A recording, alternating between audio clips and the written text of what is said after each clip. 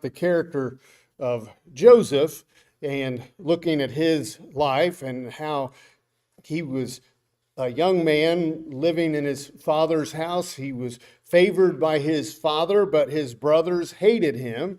Because of that, his dreams that he told to them did not help matters with that. And even though he was loyal to his fathers, his brothers sold him into slavery. Now, many would use this as an excuse to get involved in sin because look at the rough lifestyle that we've lived, the hard life that we've had, and we're a product of our environment. So Joseph should not have been a good person, but he was. As a slave in Egypt, where he ended up, he became an overseer in Potiphar's house. Even when being tempted by Potiphar's wife, he refused to sin and did not give in to her. She lied. He ended up in prison, and there he succeeded and became an overseer in Pharaoh's prison. Now, he had the opportunity to interpret the dreams of the baker and the butler, but they left him and they forgot about him.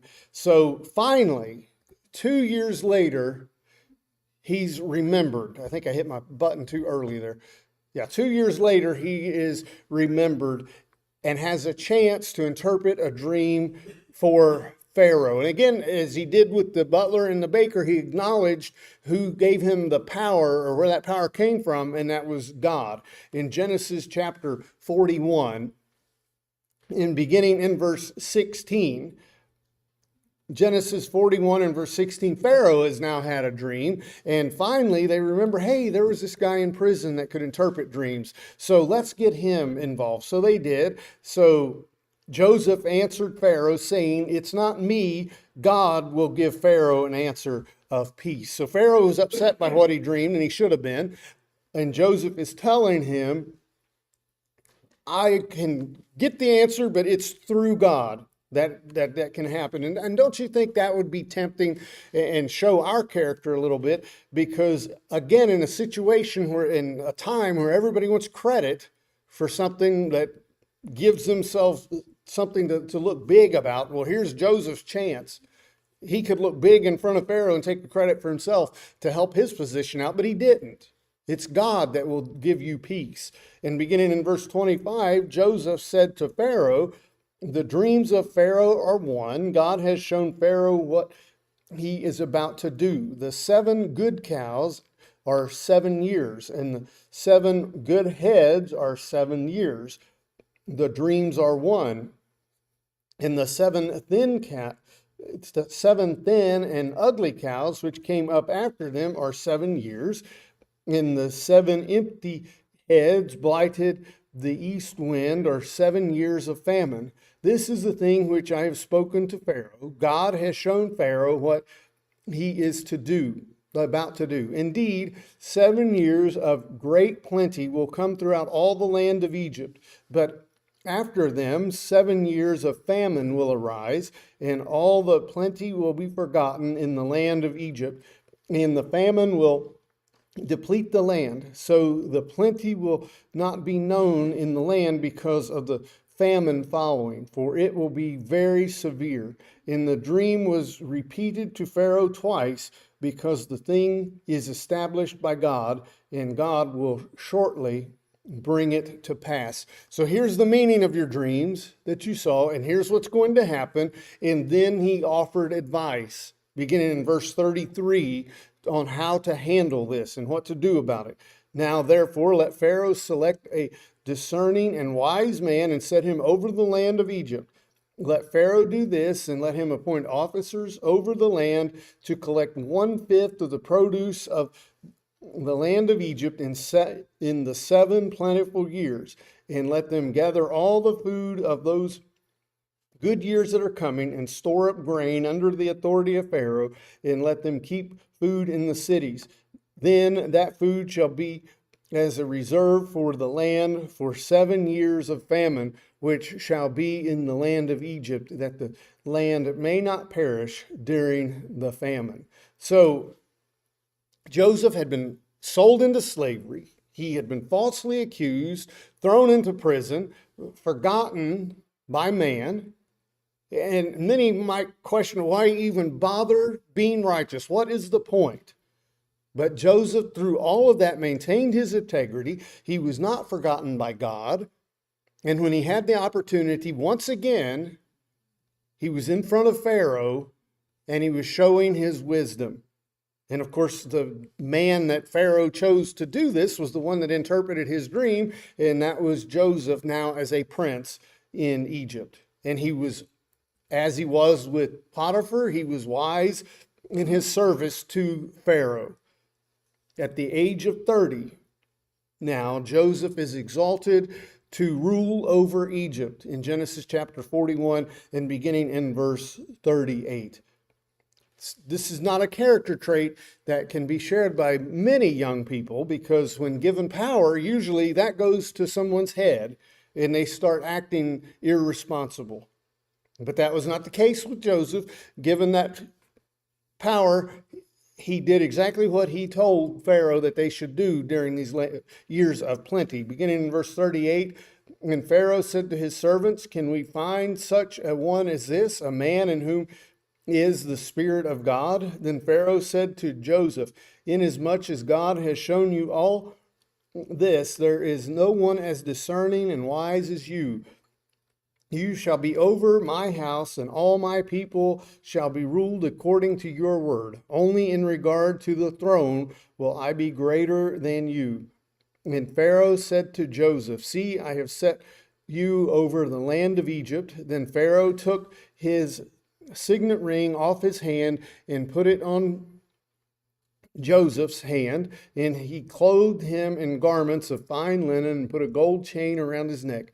And he had him ride in the second chariot which he had, and they cried out before him, "Bow the knee." So he set him over all the land of Egypt. Pharaoh also said to Joseph, "I am Pharaoh, and without your consent no man may lift his hand or foot in the land of Egypt." And Pharaoh called Joseph's name Zethapheneah, and gave him as a wife Asthena, the daughter of Potiphar, priest of On. So Joseph went out over all the land of Egypt. Joseph was 30 years old when he stood before Pharaoh, king of Egypt. And Joseph went out from the presence of Pharaoh and went throughout all the land of Egypt. Again, we spent time last week talking about Joshua and how God was with him and was working through him because of his courage. Joshua was a young man, and he was a good and faithful leader. He was 85, though, when he took over as leader of the children of Israel, by the time he finally came into leadership. And Joseph here is 30. We can't even run for president until we're 35. In this country, a younger person usually gets power mad when they're given so much responsibility and authority. But that was not the case with Joseph. He did not use it unwisely. He was very responsible and very fair in what he did. And his wisdom was manifested in his administration, showing foresight during those years of plenty, just like he said needed to be done. In Genesis chapter 41 and beginning in verse 47. Now in the 7 plentiful years, the ground brought forth abundantly. So he gathered up all the food in 7 years which were in the land of Egypt, and laid up the food in the cities. He laid up in every city the food of the fields which surrounded them. Joseph gathered very much grain as the sand of the sea, until he stopped counting, for it was immeasurable. You know, our government could take a page or two from this point, in that what do you do in the years of plenty? Well, you save something back. Now, our motto in this country is we spend, spend, spend, and when we run out, we're going to print more money and we're going to spend some more. Whether plenty or not, we don't have to worry about tomorrow. Well, Joseph knew what was coming. He knew what was going to happen, at least in 7 years. We're not going to have anything. We have got to save for that day. If we stop spending in this country this very minute, you didn't sign the note, nor did I, but each one of us is in debt over $100,000 for what our government owes. Each citizen, every citizen that's born, even the ones born this day, inherit over $100,000 worth of debt. That's not being prudent, is it? We'll never pay that off. Well, Joseph, again, young person thrown into a very bad situation. The life of a slave isn't usually one of luxury, is it? Thrown into prison, forgotten, and now he's before Pharaoh, and now he is put in place as second in command. Nothing is going to be done unless it's done by your authority. In our country, we want all this free stuff handed to us, hand over fist. Somebody has to pay for that. But Joseph here, in his character traits, was a good manager. He knew that they needed to save for those lean times that were coming. We're going to have 7 years of abundance. Let's store some of that back and let's keep it. And then during those lean times, in Genesis chapter 41 and beginning in verse 53, he showed shrewdness and how to handle that, because he had done it during the good times. And during those times of lean, well, Egypt had food and to spare. Beginning in verse 53, then the 7 years of plenty, which were in the land of Egypt, ended, and the 7 years of famine began to come, as Joseph had said. The famine was in all the lands, but in all the land of Egypt there was bread. So when all the land of Egypt was famished, the people cried to Pharaoh for bread. Then Pharaoh said to all Egyptians, go to Joseph. Whatever he says to you, do. The famine was all over the face of the earth, and Joseph opened all the storehouses and sold to the Egyptians. And the famine became severe in the land of Egypt. So all countries came to Joseph in Egypt to buy grain, because the famine was severe in all lands. Not only in the land of Egypt, but all over the world, or in that area. But there was food available because Joseph had saved that grain.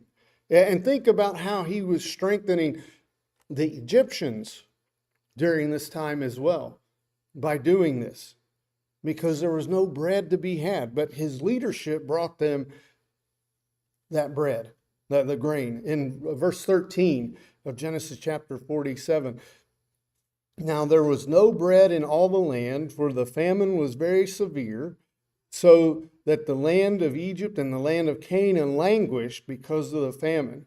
And Joseph gathered up all the money that was found in the land of Egypt and in the land of Canaan for the grain which they bought. And Joseph brought the money into Pharaoh's house. So when the money failed in the land of Egypt and in the land of Canaan, all the Egyptians came to Joseph and said, give us bread, for why should we die in your presence? For money has failed. Then Joseph said, give your livestock, and I will give you bread for your livestock if the money is gone. So they brought their livestock to Joseph, and Joseph gave them bread in exchange for the horses, the flocks, the cattle, the herds, and for the donkeys. Thus he fed them with bread in exchange for all their livestock that year. When that year had ended, they came to him the next, saying, we will not hide from my Lord that our money is gone. My Lord also has our herds and livestock. There is nothing left in the sight of my Lord but our bodies and our lands. Why should we die before your eyes, both we and our land? Buy us and our land for bread, and when we and our land will be servants of Pharaoh. Give us seed that we may live and not die, that the land may not be desolate.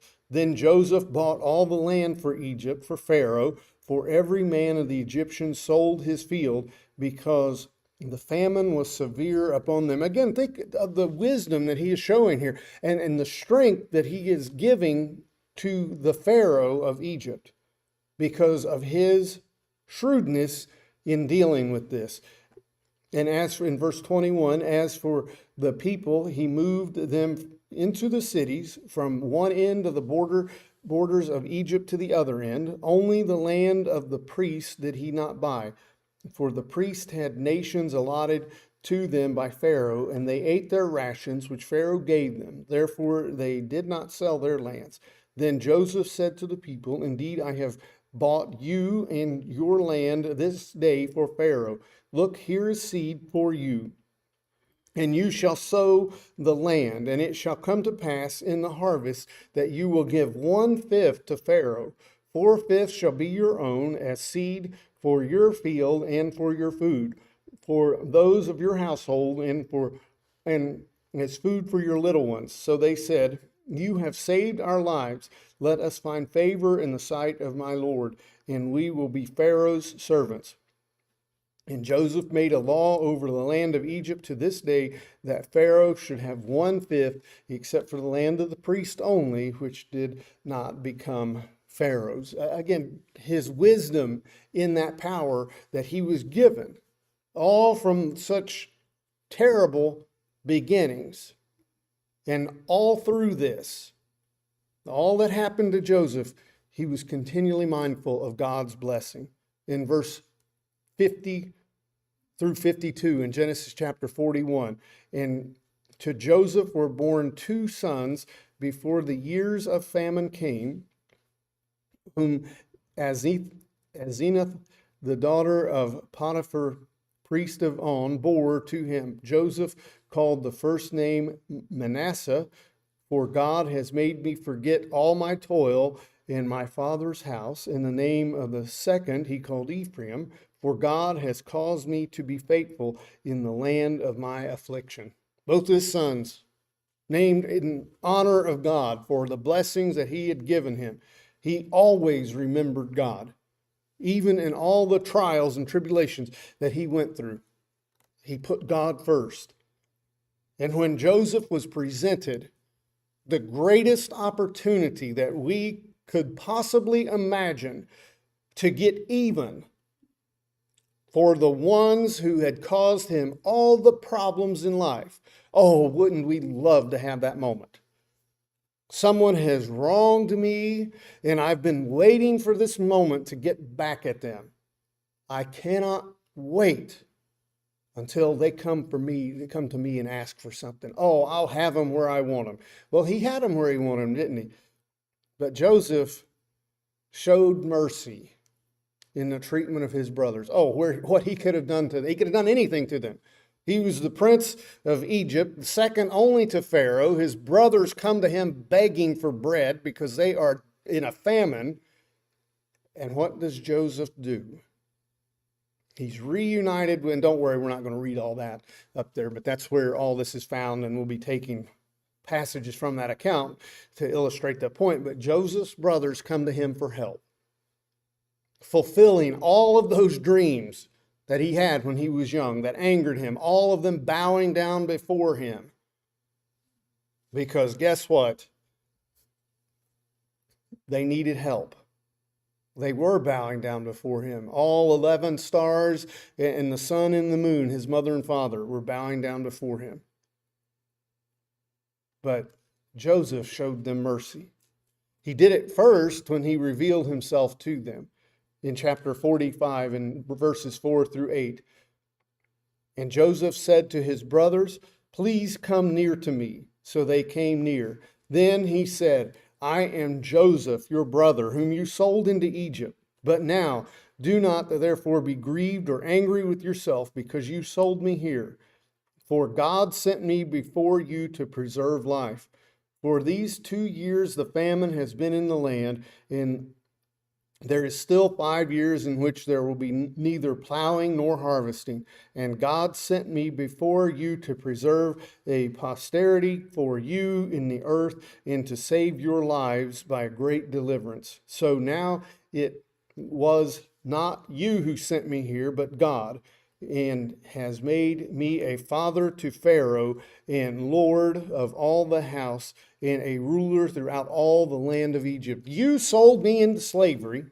You caused all this hardship in my life, all the suffering that was a direct relationship to what they had done to him. And what's he saying? God's the one that sent me here. And he did that so that we could save our nation. He could have had them right where he wanted them. Look at what you've done to me, and you're coming to me for help. I'll give you some help. I'll sell you off into slavery and maybe get a few of you cast into prison and put you through some of the things that I did. That's not what Joseph did, was it? Instead of trying to take on vengeance upon them for the hardship that they caused them, he saw to their living arrangements and he took care of them. He ended up comforting them. We'll just read verses 28 through 34 here in Genesis chapter 46. Genesis chapter 46, beginning in verse 28. Then he sent Judah before him to Joseph to point out before him the way to Goshen. And they came to the land of Goshen. So Joseph made ready his chariot and went up to Goshen to meet his father Israel. And he presented himself to him and fell on his neck and wept on his neck for a good while. And Israel said to Joseph, now let me die, since I have seen your face, because you are still alive.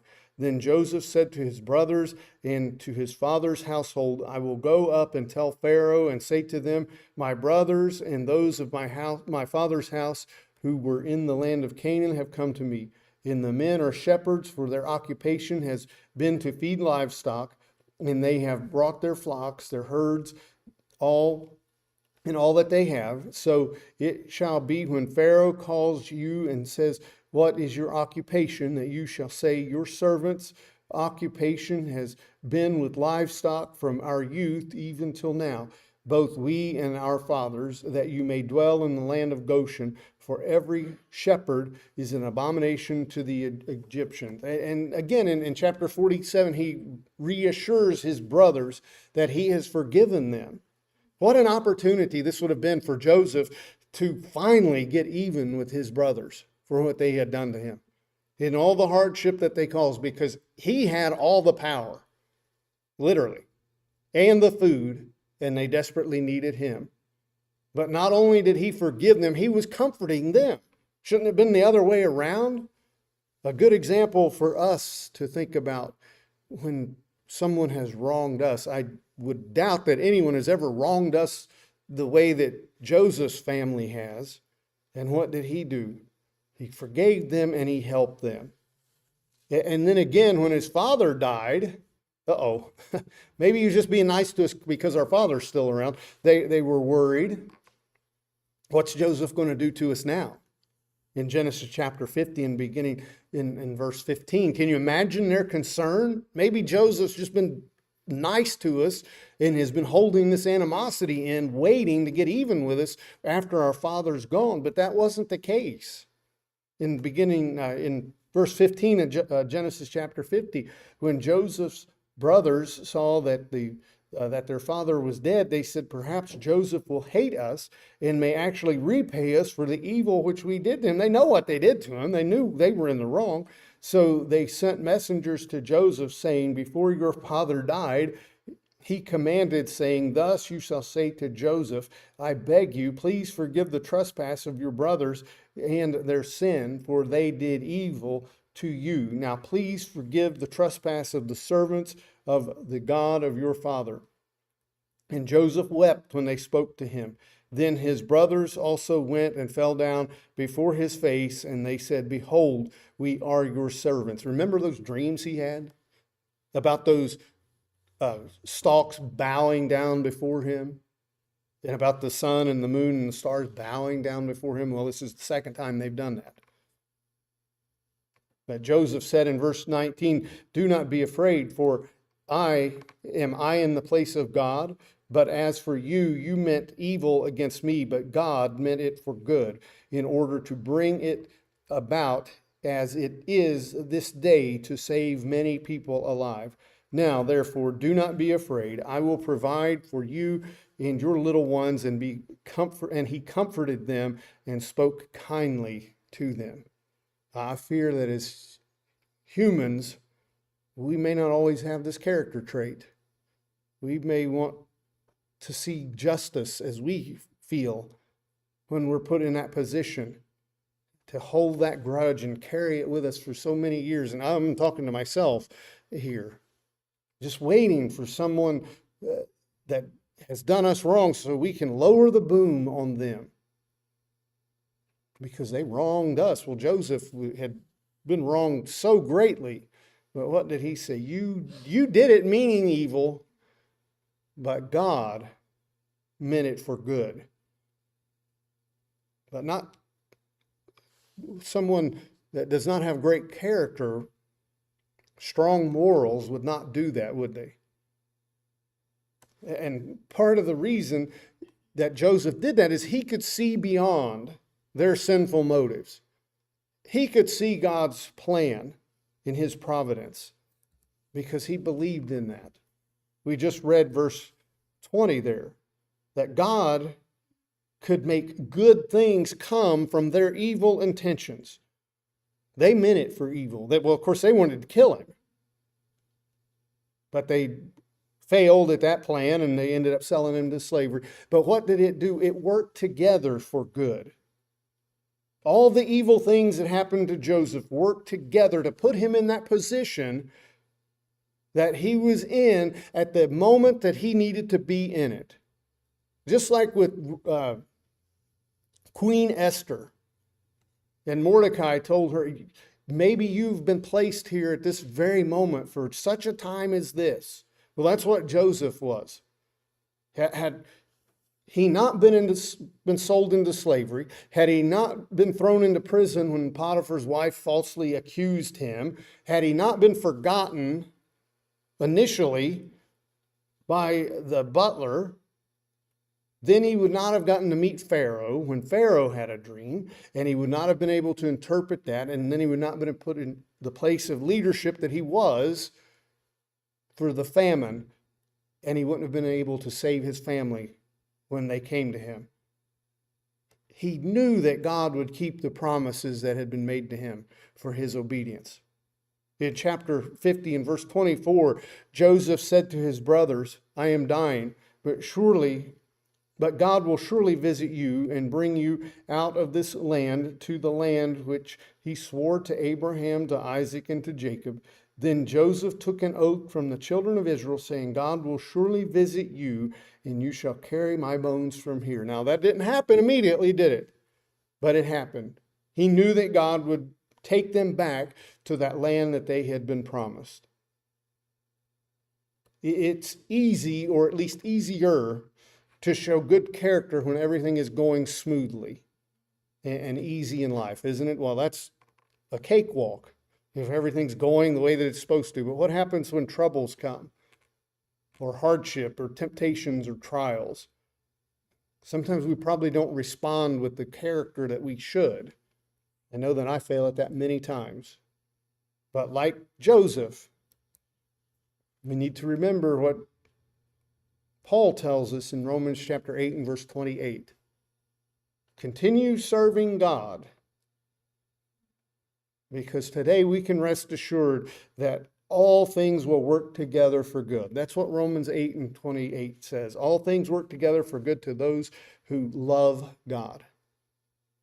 Think about the providence of God that was exhibited here in Joseph's life, the many years that passed, the hardships that he went through. But what was it working towards? Well, it was working towards the good of saving the children of Israel.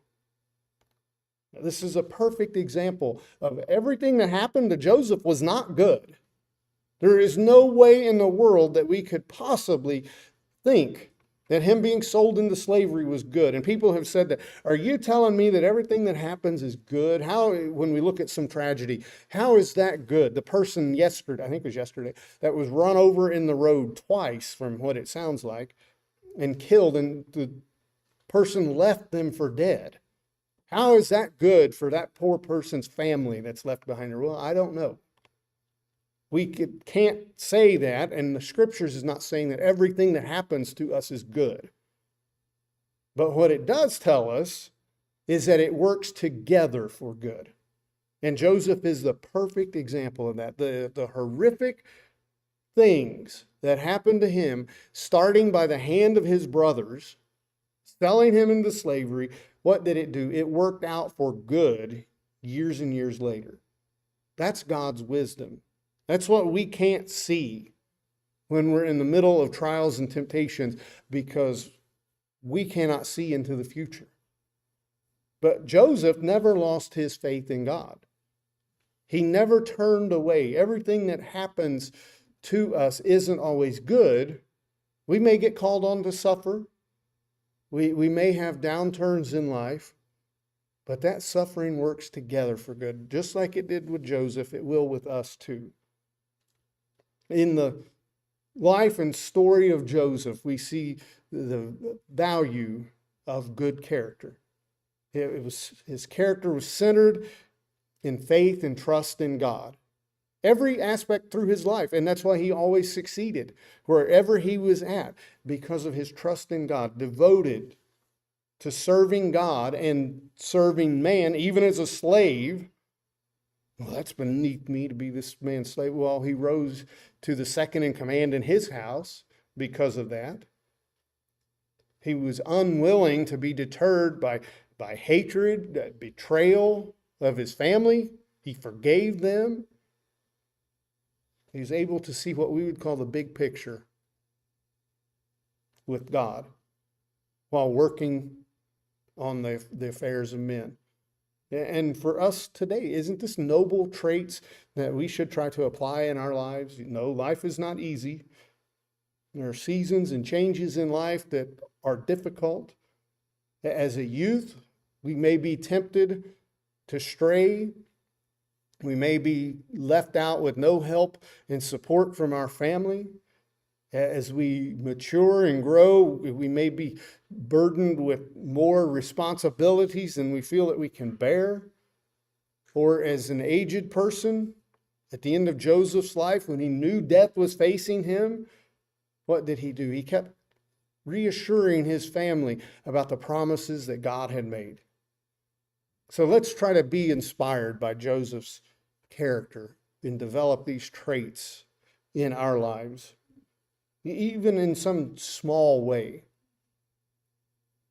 As Paul said to Timothy about his youth, that he was to be, in 1 Timothy chapter 4 and verse 12, an example to the believers in word, in conduct, in love, in spirit, in faith, and in purity. That's what Joseph was in Potiphar's house. Potiphar could see God working in him. Well, hopefully those in the world around us can see God working within us. If not, if we need to make changes in our life, we have that opportunity to think about the condition of our soul and to make changes while we have that opportunity before it's too late. If you're subject to the Lord's invitation in any way, we invite you to come as we stand and sing.